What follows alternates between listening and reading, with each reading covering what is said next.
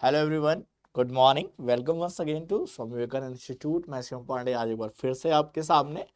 और I hope आप सभी लोग अच्छे हैं, सब कुछ अच्छा जा रहा है, अपनी पढ़ाई पे ध्यान दे रहे हैं, पढ़ते रहिए, चीज़ों को करते रहिए। पढ़ाई लिखाई कहीं बेकार जाती नहीं है, बस जज्बा होना चाहिए और एक कंसिस्टेंसी होनी चाहिए।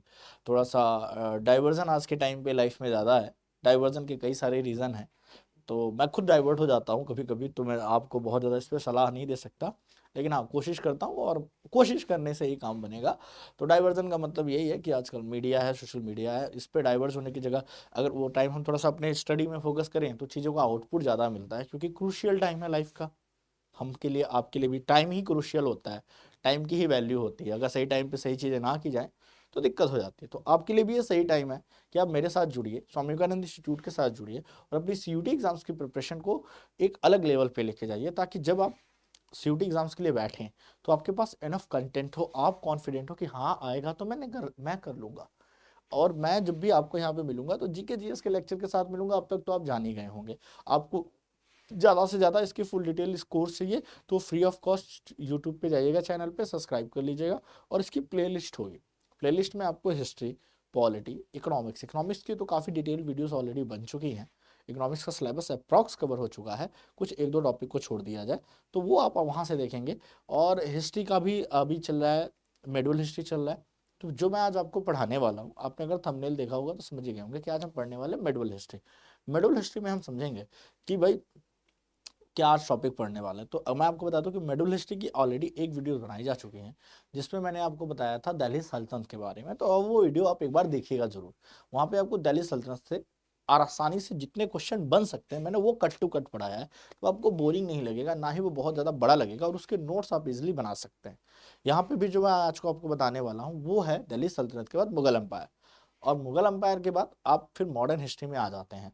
तो मेडुअल हिस्ट्री में बहुत ज़्यादा नहीं पढ़ना है, एक नॉर्मल वे में हम पढ़ेंगे ताकि हमारा एग्जाम का पोर्शन कवर हो जाए, हम एग्जाम में अच्छे से मार्क्स स्कोर सके उस चीज़ को। आपको एसएससी और यूपीएससी की तरह बहुत ज़्यादा डेप्थ में नहीं लेके जाना है, लेकिन सीयूडी पे जो पूछा जा सकता है, जो कि एनसीईआरटी लेवल का होता है, बेसिकली 6, 7, 8 का जो मुगल एम्पायर है, वहीं से मैक्सिमम क्वेश्चन आपके बन जाने हैं। तो वहाँ से हम इसको पढ़ने चल रहे हैं।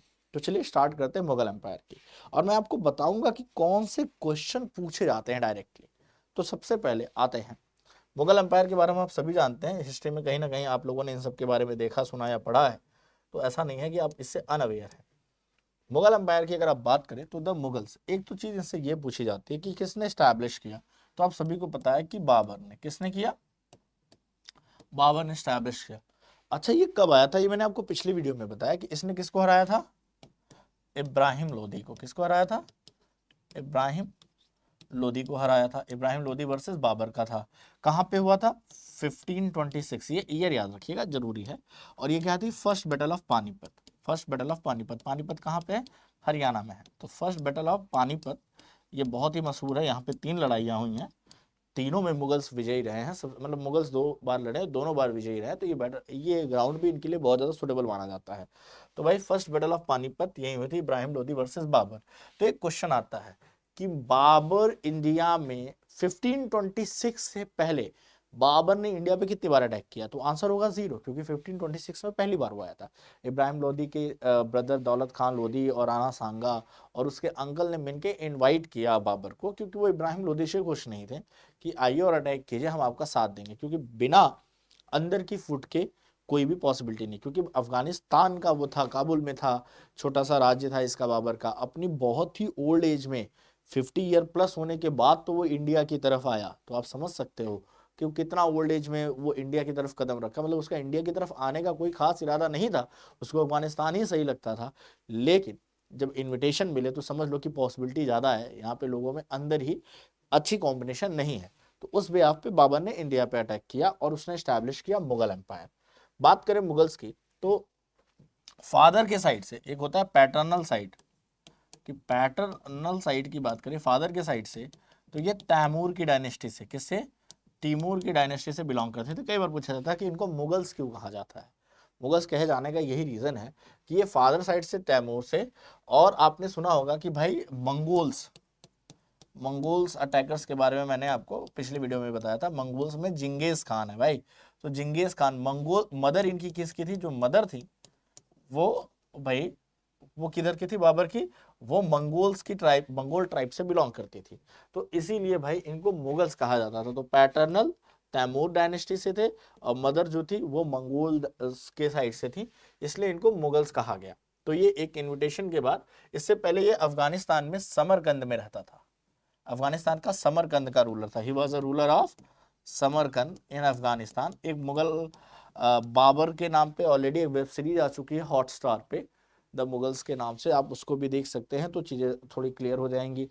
मुगल्स के नाम पे भी G5 पे भी आई है द सल्तनत करके, आप उसको देखेंगे तो अकबर और सलीम जहांगीर की हिस्ट्री आपको थोड़ी सी पता चल जाएगी, थोड़ा सा उसके कोर्ट के बारे में पता चल जाएगा अगर आपको हिस्ट्री में इंटरेस्ट है तो।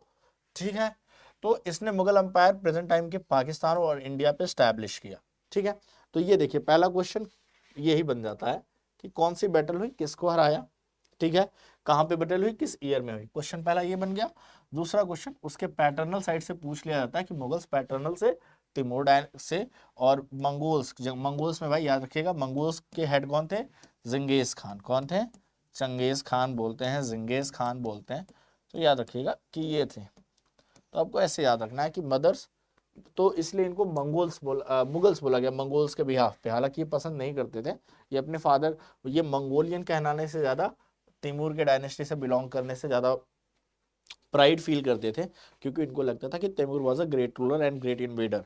ठीक है, तो आगे बढ़ते हैं हम इसमें थोड़ा सा और चीजों को देखते हैं कि इनका एम्पायर कितनी दूर में फैला हुआ है भाई, थोड़ा सा इनके बारे में हम देख लेते हैं। तो जब आप इनके बारे में देखेंगे तो यहाँ पे ध्यान से देखें, ये इसका अभी करंट में मुगल एम्पायर है। देखिए इसको थोड़ी सी हिस्ट्री को एक बार मैप वाइज देखेंगे तो ज्यादा अच्छे से याद आएगा। ये है ताशकंद, तजाकिस्तान, राइट।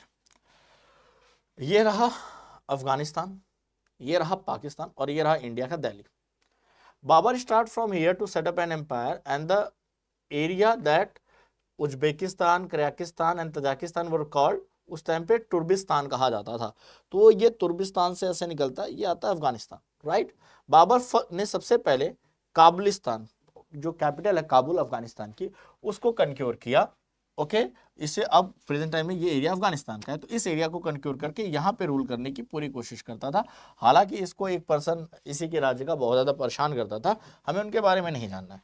फिर यहाँ से जब उसको इनविटेशन मिला तो देखिए वो कैसे आ रहा है, लाहौर होते हुए पाकिस्तान के थ्रू ये रास्ता आता है दिल्ली, और दिल्ली में यहाँ पे हरियाणा के पास बैटल करता है वो अच्छे से पानीपत में, और विनिंग करता है। उसके अलावा तो आप देख सकते हैं कि ये जो नक्शा है, और उसके बाद बाबर ने कनक्योर किया पाकिस्तान ये पूरा, और अफगानिस्तान से आया था तो ये देखिए ये टेरिटरी उसकी थोड़ी सी हो गई, ये बांग्लादेश का पूरा टेरिटरी, और इंडिया का ये नॉर्थ वाला पार्ट। तो अगर आप उसकी टेरिटरी को ध्यान से देखें तो आप कुछ ऐसे कह सकते हैं कि ये कुछ ऐसे और कुछ ऐसे, मतलब हो सकता है ये थोड़ा सा ऊपर से गया हो। तो ये पूरी उसकी टेरिटरी थी, मतलब साउथ इंडिया में इसका कुछ खास एक्सटेंशन नहीं था। अच्छा, ये 1526 में तो आया ही था, और इसकी डेथ होती है 1531 में। कब होती है डेथ, 1531 में डेथ हो जाती है। तो केवल 5 ईयर ये रूल करता है। क्वेश्चन ये पूछा जाता है कि इसने सबसे पहली बार, बाबर के आने के बाद सबसे पहली बार लोगों ने क्या देखा, gunpowder and artilleries. Babur अपने साथ गन पाउडर का नॉलेज तो इंडिया में लोगों को पहले भी था कि गन पाउडर यूज किया जाता है, लेकिन आर्टिलरीज का मतलब जो तोप खाना है वो बाबर के साथ आया, और उसकी आर्टिलरीज ही थी जिसने कमाल कर दिया, जिसने सबसे ज्यादा इसकी हेल्प की। हाथियों को निशाना लगाने में आर्टिलरीज का बहुत ज्यादा योगदान था। ठीक है, उसके बाद बाबर ने एक बैटल और आपको अगर याद रखना है तो याद रख लीजिए, बहुत ही फेमस इसकी थी, battle of Khanwa. Battle of Khanwa की बात की जाए तो बैटल ऑफ खानवा में इसने राणा सांगा को हराया। हालांकि राणा सांगा ने ही इसे इनवाइट भी किया था, उन दो बंदों के साथ राणा सांगा ने भी इसको इनवाइट किया था कि आइए दिल्ली पे अटैक कीजिए, हम आपकी मदद करेंगे। लेकिन बाद में बैटल, मेवाड़ के राजा थे, तो बैटल ऑफ खानवा 1527 26 के बाद जस्ट 27 में किसके बीच, बाबर वर्सेस राणा सांगा। तो ये आप लिख लीजिए ऐसे ही जैसे मैं लिख रहा हूँ, आपके लिए इजी होगा। और जब जिस पे ट्रिक लगाते हैं इसका मतलब वो जीता। ठीक है, ये खानवा में हुई है, पानीपत पे नहीं हुई है, बैटल ऑफ खानवा। तो इसको आप इस तरह से लिख लीजिए कि battle of Khanwa, second battle 1527 में ये लड़ा। ऐसे 2-3 बैटल लड़ा, लेकिन ये इंपॉर्टेंट बैटल है। ठीक है।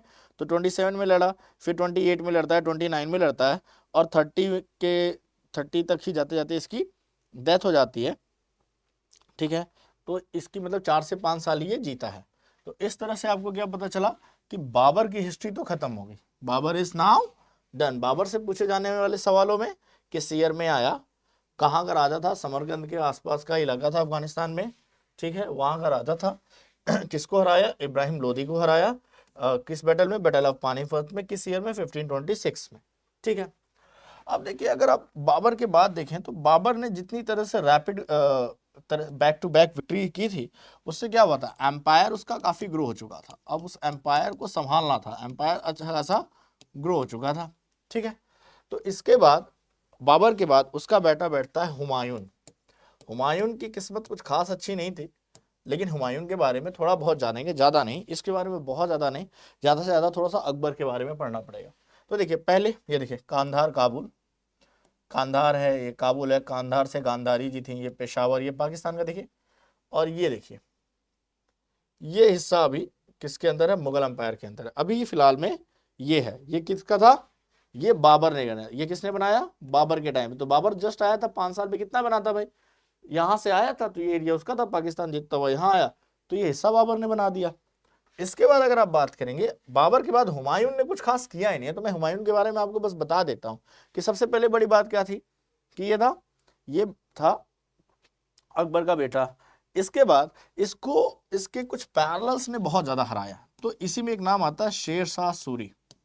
ये नाम याद रखिएगा हिस्ट्री में हमेशा, शेर शाह सूरी। ये पटना के पास का रूलर था, पटना के पास रूल करता था, पटना बिहार का रूलर था ये उस टाइम पे, उस एरिया को रूल करता था। इसने हुमायूं को बहुत ज्यादा परेशान किया और बहुत बुरी तरीके से हराया। तो इसने क्या किया भाई, बैटल ऑफ चौसा हुई है, तो हुमायूं वर्सेस शेर शाह सूरी, और बैटल का नाम आप रेड कलर में लिख लीजिए, ज्यादा सही है, बैटल ऑफ चौसा, बैटल, अरे यार, battle of Chausa, okay. Chausa ये प्लेस का नाम है भाई, मैदान का नाम होता है। तो बैटल ऑफ चौसा हुई है। बैटल ऑफ चौसा की आप बात करेंगे तो 1539 में हुई, और 1539 में जीता कौन, ये भाई शेर शाह सूरी गया। तो हुमायूं क्या हो गया, हुमायूं फ्ली, ये फ्लेड, भाग गया पहले अफगानिस्तान, और अफगानिस्तान के बाद ये पर्शिया चला गया, वहां किसी राजा ने इसको शरण दी, ठीक है। तो उस टाइम पे दिल्ली के थ्रोन पे कौन था, शेर शाह सूरी था। कुछ दिन के लिए मुगल अंपायर गायब था, तो बाबर के जस्ट कुछ सालों बाद मुगल अंपायर लगभग में गायब हो गया। क्यों, क्योंकि वहां पे शेर शाह सूरी आ गए। अच्छा यहाँ पे कुछ हुआ नहीं, और 15 साल भाई 1540 से लेके 1555 तक, 1540 में भागा और 1555 तक, ठीक है। ये क्या था, 15 साल एग्जाइल रहा, 15 साल बाहर रहा। तो इस 15 साल में शेर शाह सूरी ही नहीं, शेर शाह सूरी के अलावा एक राजा का नाम आएगा, हालांकि उसको पढ़ने की जरूरत नहीं है, हेमू नाम का राजा था। कुछ 5 साल से 10 साल शेर शाह सूरी ने रूल किया, 5 ईयर फिर शेर शाह सूरी को हरा के, शेर शाह सूरी के डेथ के बाद हेमू ने रूल किया, ठीक है। तो हेमू और शेर शाह सूरी ने ये 15 साल निकाले। लेकिन क्योंकि छोटा टाइम है, इसलिए हम इसको मुगल अंपायर के अंदर ही पढ़ते हैं, कोई अलग से नहीं पढ़ते, क्योंकि ये कोई एम्पायर स्टैब्लिश नहीं कर पाए, ओके। तो 1556 में लाइब्रेरी से गिरने के कारण, ठीक है, इसकी डेथ हो जाती है, और 7 month after he captured Delhi from success of Sher Shah Suri dynasty. तो उसके बाद क्या होगा कि हेमू आता है 1555 में, और 1556 में ये Humayun, sorry not Hemu, it's Humayun, Humayun वो 55 पे आया, और 1556 में क्या होगा बेटा, उसकी डेथ हो गई। तो बस इतनी सी कहानी है। इसके बारे में अगर क्वेश्चन बना तो एक तो ये सीढ़ियों से गिरने से, लाइब्रेरी में सीढ़ियों से गिरने से डेथ हुई थी, ये क्वेश्चन बन गया। और ये बैटल ऑफ चौसा, क्योंकि शेर शाह सूरी ने ही ग्रैंड ट्रंक रोड बनवाया था, ये बंगाल से लेकर दिल्ली से होके जाता हुआ, तो उस रोड के बारे में कई बार पूछा गया है, तो उस तरह से आपको आइडिया लग जाएगा, ठीक है। तो हुमायूं के बारे में बहुत ज्यादा नहीं पढ़ना है, जैसा कि मैंने पहले ही बताया, हुमायूं से ज्यादा होगा कि शेर शाह सूरी और उसके बीच की बैटल ऑफ चौसा कब हुई, 1539 में, हार गया, भाग गया, एग्जाइल रहा 15 साल। 15 साल के बाद आया, अपना जिस राजा के पास था ये एग्जाइल के टाइम में, उसकी हेल्प से जब ये शेर शाह सूरी वीक हुआ, तो इसने कन्क्योर किया 1555 में अपना एम्पायर, ठीक है। शेर शाह सूरी के बाद हेमू आया, तो वो हमें ज्यादा नहीं पढ़ना। और 1556 में इसने क्या कर लिया, इसकी डेथ हो गई। अब इसके बाद कौन बनेगा भाई, इसका बेटा बनेगा अकबर। कौन बनेगा, अकबर बनेगा। तो इसलिए देखिए इस पूरे बॉर्डर में हेमू के बारे में ज्यादा कुछ मेंशन ही नहीं किया गया। अब हेमू को डिटेल से, हुमायूं को अगर आप डिटेल से पढ़ेंगे तो उसमें हेमू प्लस शेरशाह सूरी और कुछ और बैटल्स है, लेकिन मैंने कहा कि आप सीयूटी लेवल का पढ़ रहे हैं तो बहुत ज्यादा डिटेलिंग में आपको नहीं जानी है, ठीक है। तो चलिए आगे आपके लिए बढ़ते हैं और अब समझते हैं कि इसमें क्या है। ध्यान से देखिए अगर आप, तो अकबर ने 1605 से कितना एक्सटेंड किया, अकबर का देखिए जो येलोइश कलर है, पहले तो ये बाबर ने किया था। अकबर काबुल, ये देखते हैं, ये देखिए अफगानिस्तान के एकदम एक्सटेंड तक, ये एरिया पूरा पूरा वेस्ट बंगाल। देखिए नॉर्थ ईस्ट को तो जल्दी कोई टच ही नहीं करता था, उसका कोई खास मतलब नहीं था, ये रहा। और फिर ये पूरा राजस्थान, सिंध, राजपूत, गुजरात, ये देखिए ये, और ये तो ऑलरेडी इसने किया हुआ था, ठीक है। अब ये एम्पायर किसका है, अकबर का है। अकबर वॉज, बहुत कोशिश अकबर कहां पे कर रहा था, अकबर पूरी कोशिश कर रहा था इस पे, ठीक है, ये इस पे डेक्कन पे बहुत कोशिश की थी उसने कि दक्कन का एरिया कंट्रोल किया जाए अपने बुढ़ापे तक। हालांकि यहाँ पे वो कंट्रोल कर नहीं पा रहा था और मराठास भी उसके पैरेलल थे, तो और ये गोलकुंडा यहाँ पे थे, और यहाँ पे तो मतलब किसी भी मुगल अंपायर की बस की बात नहीं थी कि वो यहाँ तक पहुंचे, साउथ को कवर कर पाना। लगभग में ब्रिटिशर्स के टाइम पे भी ये पॉसिबल नहीं रहा, क्योंकि एकदम एक्सटेंट ऑफ साउथ को कवर करना, दिल्ली से कंट्रोल कर पाना एक टफ टास्क था, क्योंकि उस टाइम पे इतनी ज्यादा टेक्नोलॉजी वगैरह थी ही नहीं, ठीक है। और औरंगजेब की बात करेंगे, लेकिन औरंगजेब की बात करेंगे तो आप देखेंगे कि औरंगजेब ने उससे भी ज्यादा, लास्ट सबसे पावरफुल मुगल रूलर बना, उसकी बात करें एक्सटेंस ऑफ औरंगजेब, उसने कितना बढ़ाया, तो ये जितना भी गुलाबी, ये मराठाओं को हरा दिया उसने, इन सबको हरा दिया। तो ये जो गुलाबी कलर का एरिया है, जो एम्पायर था तो वो तो था ही, इसके अलावा ये एरियाज दिख रहे हैं आपको, ये छोटे छोटे एरियाज, ये औरंगजेब ने अपने एम्पायर में कवर कर लिया। तो औरंगजेब के टाइम पे तो करंट इंडिया से भी बड़ा एम्पायर उसने बना लिया, और उसके बाद बगावत हुई, तो हम उसके बारे में पढ़ेंगे। तो देख सकते हैं कि लास्ट तक आते आते जो पुराना एम्पायर था तो उसको कवर ही किया था। इसके साथ बस ये साउथ का हमारा हिस्सा, कर्नाटका और आप कह सकते हो केरला का कुछ हिस्सा बच गया, बाकी लगभग में सारा मुगल एम्पायर के अंदर आता था, ठीक है। तो ये मैप वाइज आपने समझ लिया कि एम्पायर कितना बड़ा था, इसलिए इस एम्पायर को पढ़ने में भी टाइम लगता है और ये इंपॉर्टेंट भी माना जाता है। अब इसको इंडियन हिस्ट्री से हटा नहीं सकते, क्योंकि एक एम्पायर ने अगर 300-200 साल से ऊपर रूल किया है तो आप उसको स्किप कर ही नहीं सकते, वो आपकी हिस्ट्री का पार्ट बन जाता है। चलिए ठीक है, तो समझते हैं। तो बाबर के बारे में पढ़ लिया, हुमायूं के बारे में मैंने आपको बता दिया, ठीक है। हुमायूं के बारे में हमने ऑलरेडी देख लिया कि इसने मुगल थ्रोन रूल किया था। अब आते हैं अकबर के बारे में, हम कोशिश करते हैं अकबर। हाँ, हुमायूं का मकबरा आपको पता करना है तो भाई उसकी डेथ के बाद हुमायूं का मकबरा बनाया गया था, ठीक है। पुराना किला, हुमायूं का जो कंस्ट्रक्शन का पार्ट है वो पुराना किला बनवाया था उसने, और इसी के साथ साथ भाई उसका उसका मकबरा बनवाया गया उसके डेथ के बाद। तो हमें उसके बारे में ज्यादा नहीं, अकबर के बारे में बात करनी है कि अकबर की बात की जाए। अकबर के बारे में माना जाता है कि भाई ये 9 ईयर ओल्ड था, तो क्योंकि अब इसके फादर की डेथ हो गई, तो when he was a 9 year old boy, उसी टाइम पे इसको थ्रोन संभालना पड़ा। तो he was the son of Humayun and third Mughal emperor बनता है when he was 14 year old. 14 year old Akbar को थ्रोन पे बैठना पड़ा। तो यहाँ पे एक क्वेश्चन पूछा जाता है कि अकबर की टेक केयर कौन करता था, तो वहां पे था Bairam Khan. Bairam Khan was the take care of that, और इसके बिहाफ पे सारे डिसीजन कौन लेते थे, बैरम खान। मतलब एक कहते हैं संरक्षक, गाइडर जो होते हैं, तो बैरम खान इसके चचा थे जो इसके बिहाफ पे सारे डिसीजंस लेते थे, ठीक है। ग्रेट मुगल रूलर था क्योंकि भाई इसने बहुत ज्यादा एरिया एक्सपांड किया।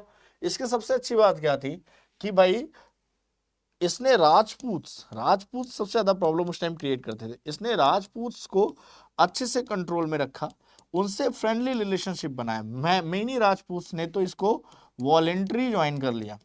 वॉलंटरी का मतलब सामने से बोले कि ठीक है हम अपने राज्य को मुगल अंपायर के अंदर मानते हैं, और फिर इसने राजपूत किंग्स को, जैसे मान सिंह इसके आर्मी कमांडर थे, राजा बीरबल थे, इन बहुत सारे राजपूत को अपने एम्पायर में बड़ी ही हाई पोजीशन दी। उस हाई पोजीशन का मतलब ही था कि वॉलंटरी ज्वाइन किया। प्लस इसने एक चीज अच्छी कही कि भाई हम कभी भी आपके दैनिक जो इंटरनल मैटर्स हैं, जो आपके इंटरनल रिचुअल्स वगैरह हैं, उसमें हम बहुत ज्यादा इंटरफेयर नहीं करेंगे। समझ में आई बात? तो इससे राजपूतों को लगा कि चलो एक सिक्योरिटी भी है और रिस्पेक्ट भी बनी रही थी। तो राजपूत बहुत लॉयल रहे हैं मुगल एम्पायर्स में, ऐसी बात आप देख सकते हैं। राजा जो भी इनके मानसिंह वगैरह जी रहे हैं तो काफी लॉयल रहे हैं इनके लिए। और अपनी बेटियों की शादी काफी सारी, जैसे कि मानबाई का देख लीजिए, तो राजा जय सिंह ने, बस कुछ राजपूत ने बिल्कुल नहीं माना, जैसे मेवाड़ के राजा थे हमारे चित्तौड़गढ़ राणा प्रताप सिंह जी, वो नहीं माने। तो ऐसे कुछ राजपूत थे जो बिल्कुल नहीं झुके, लेकिन मैक्सिमम कई राजपूतों ने हाथ मिला लिया। तो इससे क्या हो गया, इसका एक्सपांशन आसान हो गया, क्योंकि राजपूतों की पावर उसको मिल गई, एक ट्रस्टवर्दी मिल गया। तो वो बहुत ही राजपूत बहुत ही वैल्योर होते हैं, एज वेल एज वो क्या होते हैं, अच्छे आर्मी कमांडर्स होते हैं। तो इससे क्या हो गया, इसके लिए चीजें आसान हो गई। अब मैं आपको, सीधी बात है, बैरम खान, अब आप समझिए कि बैरम खान ने, मैंने आपको बताया ना कि हुमायूं, जो ये हुमायूं था, ठीक है, हुमायूं और हेमू में फर्क है, ठीक है। तो आपको बताया था कि हुमायूं के डेथ के बाद कुछ भाई हेमू रूल करने लगा था, हेमू के पास कुछ एरिया था, अकबर छोड़ा था। तो अकबर को क्या था भाई, अकबर को वो सब कुछ चाहिए था जो उसके बाबा ने बनाया था। तो बैरम खान कौन थे भाई, बैरम खान इसके केयर टेकर थे, राइट। तो बैरम खान, या इसी की जगह कह दिया जाता है अकबर, एक लड़ाई होती है वर्सेस हेमू से, इसे कहते हैं second battle of Panipat. Second battle of Panipat, एक ग्रैंडसन ने, एक ग्रैंडफादर ने लड़ी, एक ग्रैंडसन लड़ रहा है पानीपत। और यहाँ पे कौन जीतता है भाई, ये जीतता है, चाहे बैरम खान कहिए चाहे अकबर, हेमू हार जाता है। सेकेंड बैटल ऑफ पानीपत, ठीक है। और ये कुछ उसके 1526 के 30 ईयर बाद होती है। याद रखिएगा, अगर याद रखना हो डेट तो बस 30 ऐड कर दीजिएगा। 1556 में हुई। और यहां से क्या होता है, अब अकबर प्रॉपर कंट्रोल लेता है अपने मुगल एम्पायर पे, मतलब बाबर के बाद का हिस्सा काफी डमाडोल रहा है। हुमायूं कुछ खास अच्छा रहा नहीं, तो उसमें शेरशाह सूरी आए, हेमू आए। फाइनली ये हेमू को हरा के अपना ओरिजिनल कंटेंट क्या करता है, वापस लेता है, ठीक है। और राजपूत थ्रेड्स को भाई उसने क्या किया, अलग पॉलिसी के थ्रू रिकॉग्नाइज किया और उसको बहुत अच्छे से मेंशन किया। अब जानते हैं मुगल से अकबर से पूछे जाने वाले क्वेश्चंस के बारे में, देख लेते हैं कि क्या क्या क्वेश्चन अकबर से पूछे जाते हैं। देखिए, बहुत ज्यादा डिटेलिंग की जगह आप यहाँ पे जानिए कि इसका एक सिस्टम था मनसबदारी सिस्टम। ये पूछा जाता है कि मनसबदारी सिस्टम क्या था, यहाँ से क्वेश्चन कभी कभी बन जाते हैं। तो देखिए, मनसबदारी सिस्टम की अगर आप बात करेंगे तो मनसबदार का मतलब क्या होता है, जैसे कि जान लीजिए क्या किया इसने कि बहुत सारे लोगों को हाई ऑफिशियल को अपॉइंट करते हैं। और मनसबदारी सिस्टम में जैसे कि मान लीजिए भाई, आप कई सारे रैंक के मनसब होते हैं। अगर आप बड़े मनसब हैं तो हो सकता है आपको एक पूरा स्टेट का जिम्मा मिल जाए, और छोटे मनसब हैं तो एक डिस्ट्रिक्ट का जिम्मा मिल जाए, ठीक है। और आप जिस एरिया के मनसब है वहां के लैंड से टैक्स कलेक्शन का काम क्या है, आपका है। प्लस जितना आपका टैक्स कलेक्शन है उसी के हिसाब से आपको वहां का लोकल एडमिनिस्ट्रेशन देखना है, as well as army maintain करनी है, confirm amount of army maintain करनी है। जब भी किंग को नीड होगी आप वो आर्मी भेजेंगे। और प्लस उसमें से कुछ हिस्सा किंग के राजकोष में भी जाएगा। तो जितना बड़ा मनसब, कई मनसब तो इतने बड़े होते थे जो पूरे स्टेट के गवर्नर टाइप के होते थे, एक एक स्टेट आ जाता था। छोटे रैंक के मनसब है, तो ऐसे मनसबदारी रैंक वाइज डिवाइड की गई थी, और उसी मनसबदारी सिस्टम को लास्ट तक चलाया गया। और खास बात जानते हैं क्या है, क्योंकि भले ये मुगल्स थे लेकिन लोकल में रूल करने वाले वहां के हिंदूज थे। तो मनसबों में सबसे ज्यादा हिंदूज थे, मतलब लोकल एडमिनिस्ट्रेशन हिंदूज ही चलाते थे, हायर एडमिनिस्ट्रेशन पे जाके मुगल्स बैठे हुए थे। तो इससे क्या हुआ, औरंगजेब के टाइम तक आते आते हिंदू मनसबदारों की संख्या इतनी ज्यादा बढ़ गई थी कि टैकल करना मुश्किल हो गया, और उसी के टाइम पे विद्रोह हुआ और मुगल एम्पायर का डिक्लाइन शुरू होता है, ठीक है। तो आगे बढ़ते हैं, इसके बारे में समझते हैं। तो मनसबदारी सिस्टम इसने किया था। इससे क्या होता था, मिलिट्री ऑर्गेनाइजेशन और सिविल एडमिनिस्ट्रेशन। तो मनसबदारी से मिलिट्री ऑर्गेनाइजेशन भी, भाई मिलिट्री का भी काम, मिलिट्री ऑर्गेनाइजेशन भी संभाले जाते थे। इसी के साथ साथ इससे संभाले जाते थे क्या, आप कह सकते हैं कि सिविल का भी जो मैटर है। तो मिलिट्री और सिविल दोनों मनसबदार मेंशन करता था, जिस एरिया का मनसबदार है उसको सिविल मैटर भी देखना है, as well as military matters भी उसको देखने होते थे। इसके अलावा भाई इसके कोर्ट के जो 9 जेम्स हैं उसके बारे में जानना है, और ये जानना है अकबर के बारे में ये कहा जाता है कि ही रिमूव्ड जजिया टैक्स, ही रिमूव्ड जजिया टैक्स। जजिया टैक्स क्या था भाई? एक ये धार्मिक टैक्स था कि भाई पिलग्रिम टैक्स था कि भाई अगर आप जाते किसी धार्मिक स्थान पे तो टैक्स देना है। तो इसने क्या किया? जजिया टैक्स को हटा दिया कि धर्म के नाम पे अब किसी भी धर्म के लोगों को टैक्स नहीं देना है। तो एक ये अच्छी बात इसके बारे में जानते हैं। इसके अलावा इसी ने अपनी कैपिटल को दिल्ली से कहाँ शिफ्ट किया?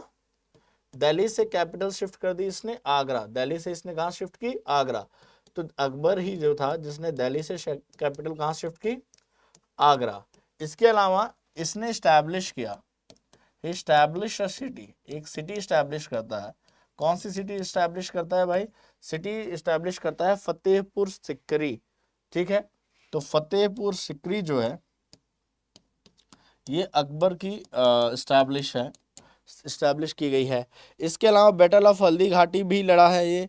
इसके अलावा इसने एक रिलीजन लॉन्च किया, रिलीजन लॉन्च करने की सोचा जिसे बोला गया दीन इलाही। क्या बोला गया? दीन इलाही। ठीक है, ये एक ऐसा रिलीजन था जो सभी रिलीजन्स की अच्छी क्वालिटीज को रख के बनाया गया था। हालांकि पब्लिक ने सीधे मना कर दिया, कुछ भी ये पॉपुलर नहीं हुआ, तो दीन इलाही सक्सेसफुल नहीं रहा, क्योंकि अकबर चाहता था कि एक ऐसा धर्म हो जो हिंदू मुस्लिम से हटके कुछ अलग बने। तो ये कुछ खास सक्सेसफुल नहीं रहा। इसके सबसे फेमस थे निजामुद्दीन चिश्ती जी करके थे। ये इसके बहुत ही फेमस सेंट थे। उनके पास वो कई बार गया, जब भी उसको प्रॉब्लम होती थी तो वो ख्वाजा मुइनुद्दीन चिश्ती के पास जाता था और उनसे, शेख सलीम चिश्ती के पास, और उनसे काफ़ी ज़्यादा, एक सूफी सेंट थे, उनसे काफ़ी ज़्यादा राय मशवरा करता था, काफ़ी बार उनसे मिला था। इसके रीज़न से इनको बड़ा करीबी माना जाता था अकबर का। अकबर उनको बहुत ही अच्छे से रिस्पेक्ट करता था। और इसके अलावा अकबर से पूछे जाने वाले क्वेश्चंस में एक जजिया टैक्स जान लीजिए, दीन इलाही रिलीजन हो गया, मनसबदारी सिस्टम की इस्टेब्लिश किया, फतेहपुर सिकरी को दिल्ली से कैपिटल शिफ्ट कर दी आगरा। इसके अलावा अगर आप जानना चाहते हैं, राजपूत से उसने बहुत अच्छे से जोधाबाई से शादी की उसने, उन्हीं का बेटा था सलीम, जो बाद में जाके नेक्स्ट रूलर बनेगा, जिसके बारे में अभी हम थोड़ा सा यहाँ पे देखेंगे। इसके अलावा अगर हम बात करें इसके बारे में, तो आई थिंक आपको यहाँ से मैक्सिमम क्वेश्चंस बन जाने चाहिए अकबर से। हल्दी घाटी के युद्ध में तो आपको पता ही है कि महाराणा प्रताप जी से उसने लड़ा था और जिसमें जीत हुई थी ऑलरेडी अकबर की।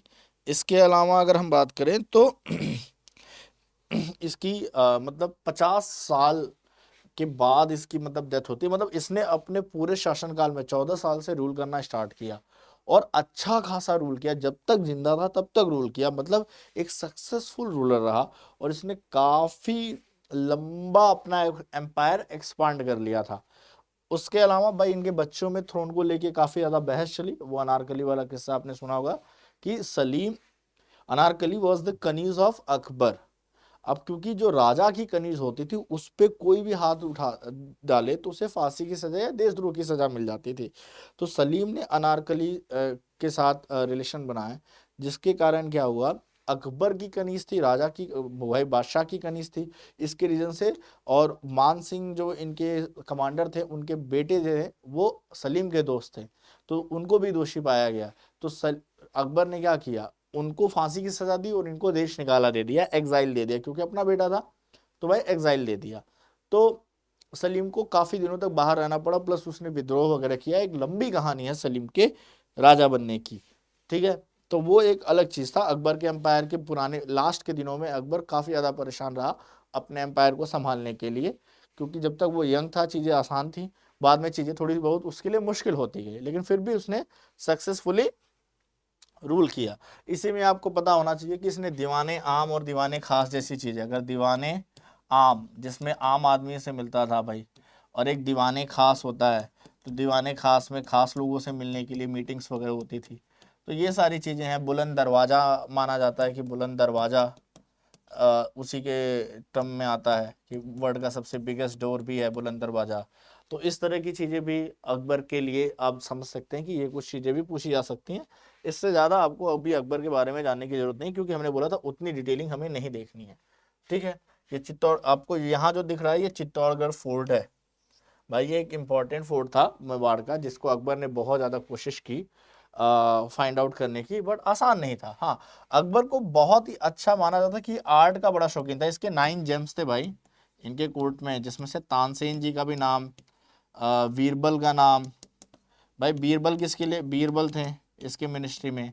टोडरमल जी थे, टोडरमल जी क्या थे? फाइनेंस डिपार्टमेंट संभालते थे, तो फाइनेंस का काम ये देखते थे।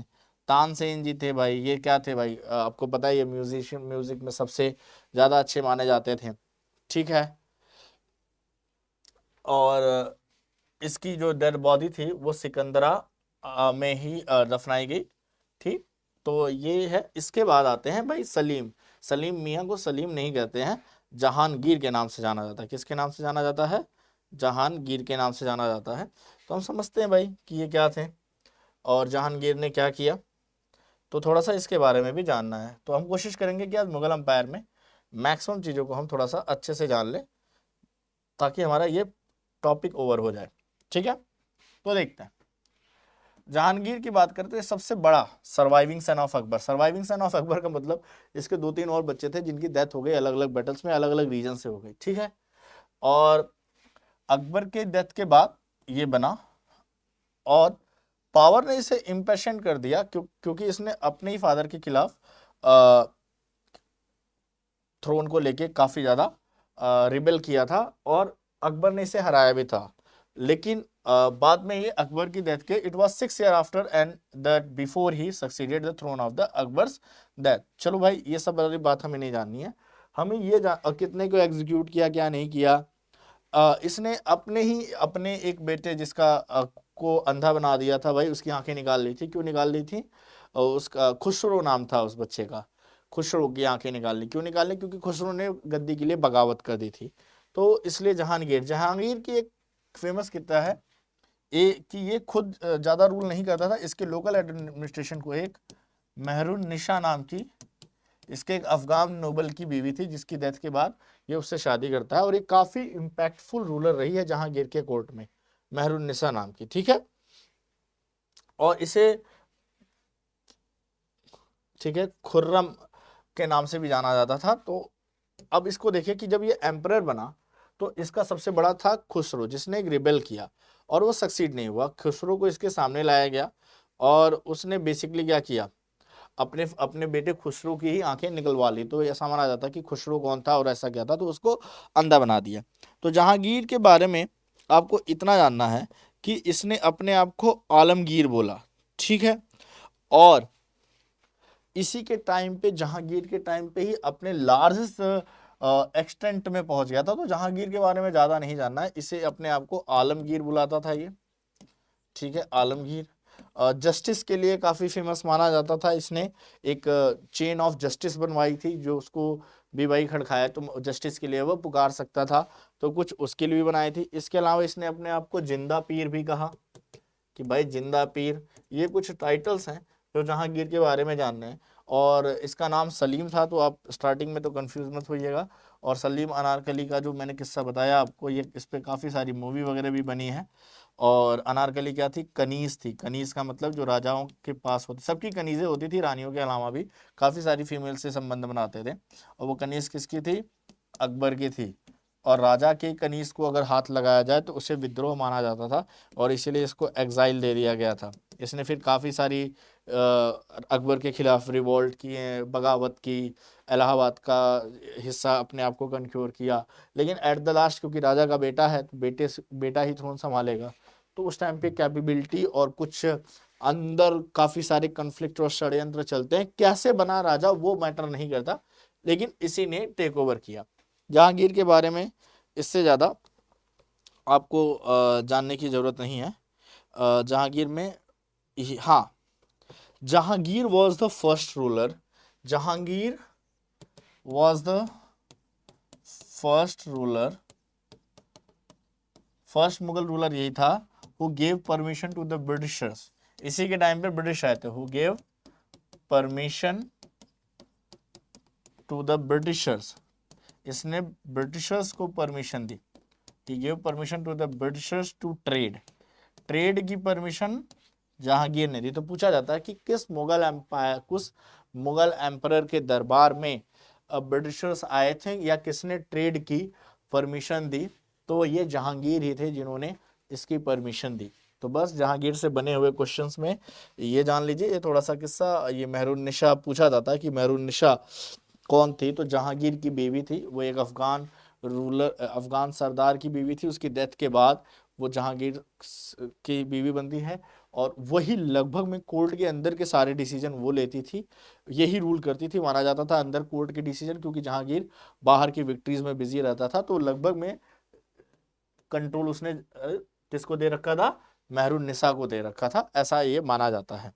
ठीक है, इसके बाद हम बढ़ते हैं और आते हैं शाहजहां पे। शाहजहां से कुछ क्वेश्चंस आपको मिल जाएंगे। ठीक है, यहाँ पे लिखा है, चलिए जहांगीर के बारे में 2-3 लाइन और जान लीजिए अगर आपको जानना है तो, कि Jahangir was a great supporter of arts and science, unique practice of Mughal miniature और पेंटिंग को डेवलप किया, no doubt, by almost 20 year of his reign. However he was a succumbing of opium, नशा बहुत ज्यादा करता था भाई, अफीम, एल्कोहल उसके हरम में था। और उसका थर्ड प्रिंस था खुर्रम भाई, उसके बारे में भाई रिबेलियन किया, ये सब हमको पता है।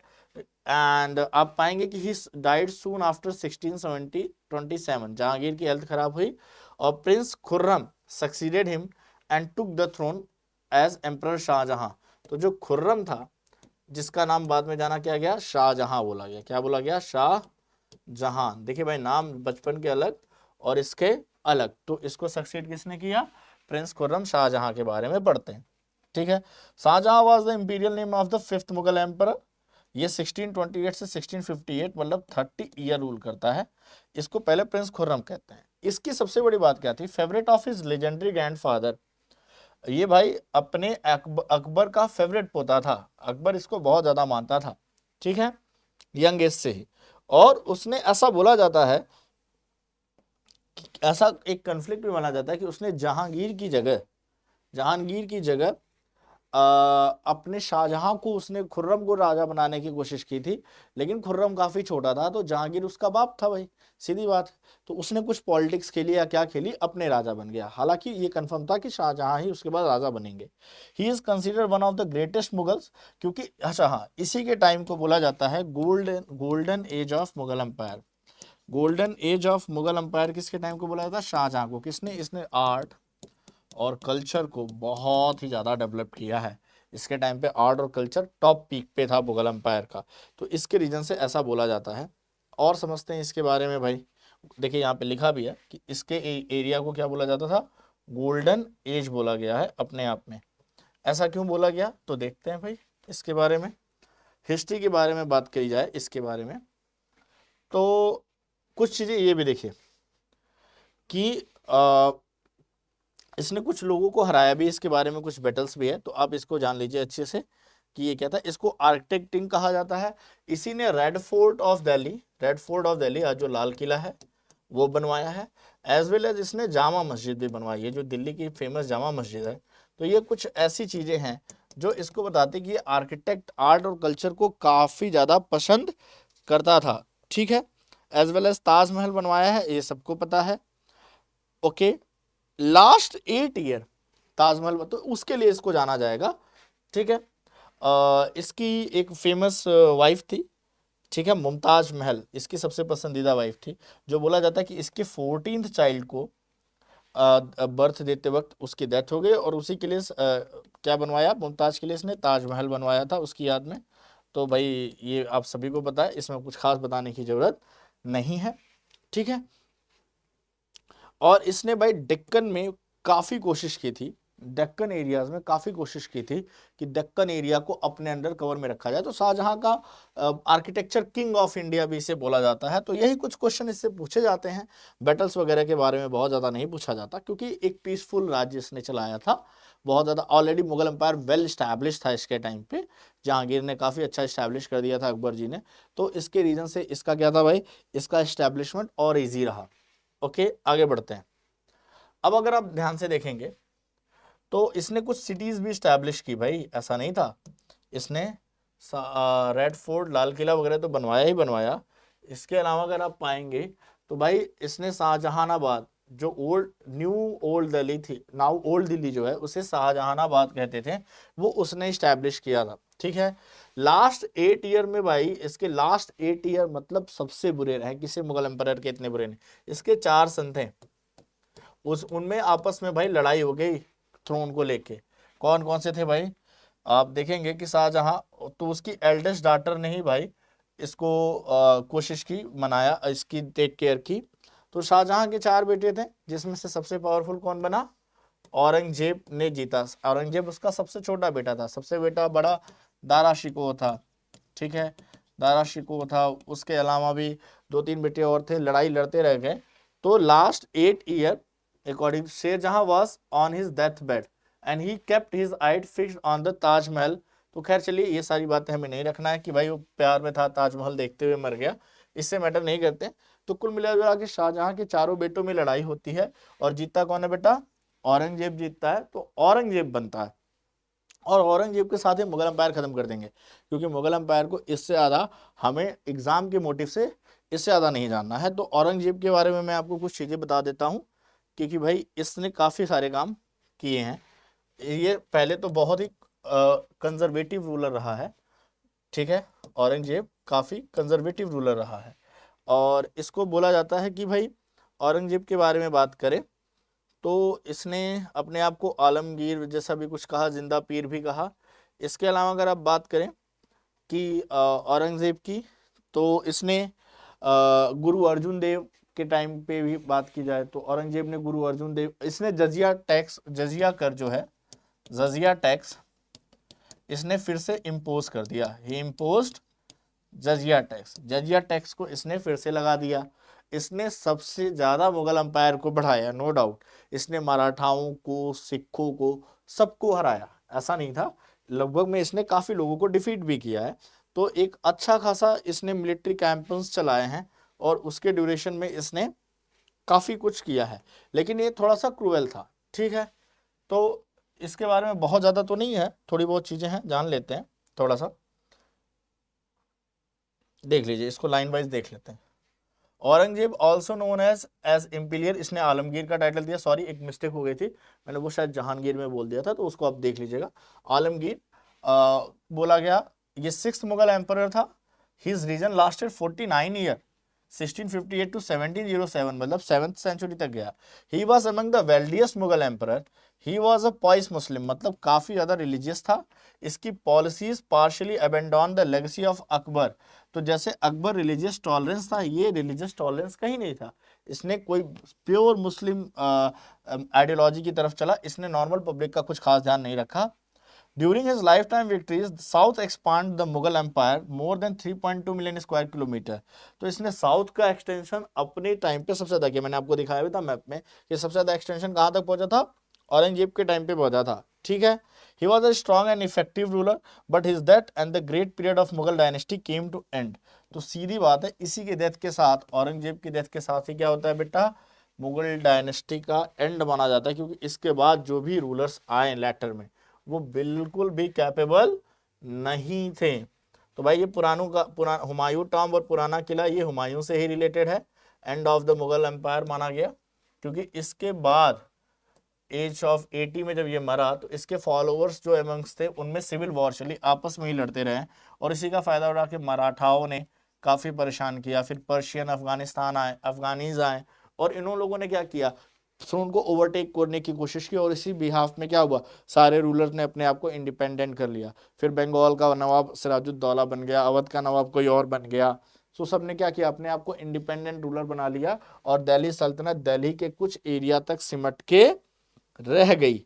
और इसी रीजन से बेसिकली मुगल एम्पायर से आपके बनने वाले क्वेश्चन यहाँ से हो जाएंगे। अब आप क्वेश्चन ट्राई करेंगे तो ज़्यादा सही रहेगा, इससे ज़्यादा डिटेलिंग में आपके सीयूडी एग्जाम्स में चीज़ें नहीं आने वाली हैं। तो चलिए आज के लिए इतना ही, मिलते हैं आपसे किसी और लेक्चर में कुछ नए मॉडर्न हिस्ट्री के साथ। सो बाय एवरीवन, हंसते रहिए, मुस्कुराते रहिए।